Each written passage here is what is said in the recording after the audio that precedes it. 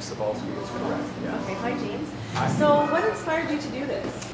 Darren Pfeiffer from 102.1 The Edge and drummer extraordinaire from Goldfinger and I got talking, and it went from basically maybe a pub night fundraiser to suddenly Zeke Myers from Sound Academy got on board and said, I have a venue if you'd like.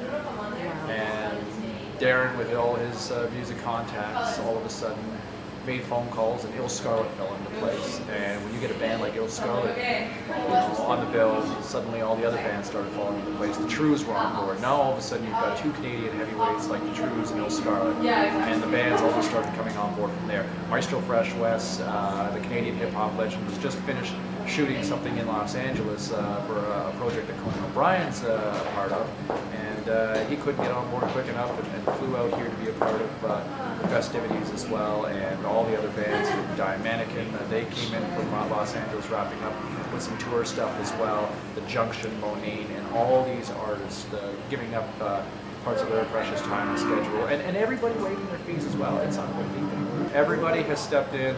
The Sound Academy opening the doors, for all the bands stepping up as well, proceeds going to UNICEF. We've been really fortunate with a lot of the sponsors. You know, Pizza stepped up to feed all the volunteers, provide food to the staff. You know, from Amsterdam to Smirnoff to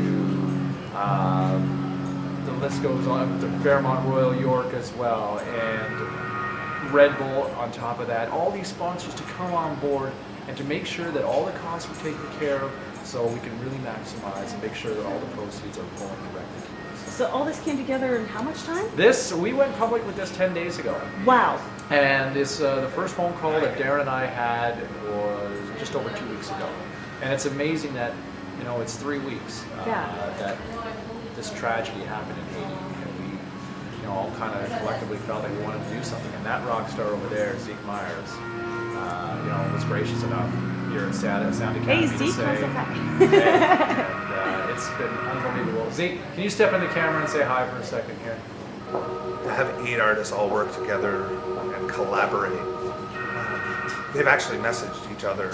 You know, I mean, our Facebook page has been, the hits have been huge.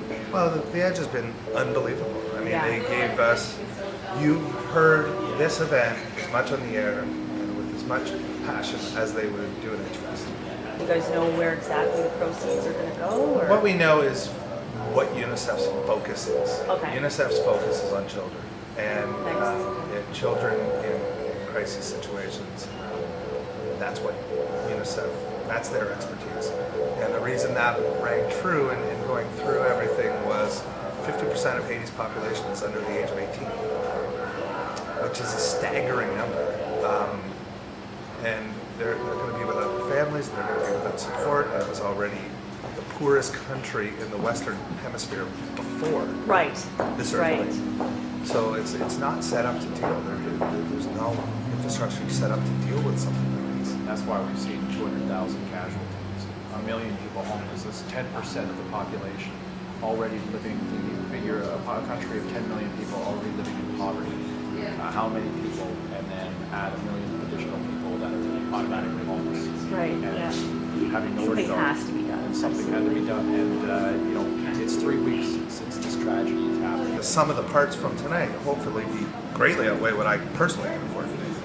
And I think we all, you know, Canadian rock bands aren't exactly wealthy. So you're the guy that got all the musicians together, basically organized all the music? Yeah, well, James called me and said, let's do a show, let's raise some money for Haiti. It's just an idea. And next thing you know, I was making phone calls to Ill Scarlet and Trues and USS and Die Mannequin and all the bands. And they all said, you know, hell yeah, we'll come on board. And then the next thing you know, we had a meeting with The Edge and they said, we're on board. And then we called Sound Academy people and they were like, we're on board. And it just really, like, it snowballed. Down the hill, the ball got bigger and bigger and bigger to what it is now. And here we are, and it's happening, and UNICEF's here, and the federal government's going to match every dollar we raise. So every little bit helps. We'll have a raffle table, we'll have a silent auction, there's going to be merch sold. The VIP section upstairs if you want to hang out with some of the athletes, some of the celebrities coming down. So yeah, I want to raise this. Every single dollar helps. You know. And joining up with someone like UNICEF, you know it's going directly towards children or something involved with them. Exactly. We know UNICEF, we're one of the first organizations on the ground. And so when we said, well, who did Red Cross, Doctors Without Borders, and I was like, gotta be UNICEF. Right. I mean, we've all had those little containers when we were kids and took Halloween. Halloween, yeah. You put the quarters and the loonies in. Yeah, I was like an animal. I had to get involved. good. I'm glad you did. And being part of the salads, I just automatically assumed they'd be on board. Of course. So we played a New Year's Eve show with Chalk Claire in Bayfield, Ontario. So we called Chalk and asked him if he wanted to do it. He's like, yeah, that'd be great. Let's play some tunes. Yeah. Since we kind of had a warm up with him over New Year's, it was cool to rework some new stuff and not just go out and play the stuff we've been playing for a while, do some things together, something special for tonight, that Oh, wow. an extra kind of bonus for people to come out and treat people, so Yeah, should be good. We're excited, yeah, it should be fun. Chalk's a professional, so his rhymes are just as fat as they've always been, and he's right on point, he's right on time, so we're really excited to have him.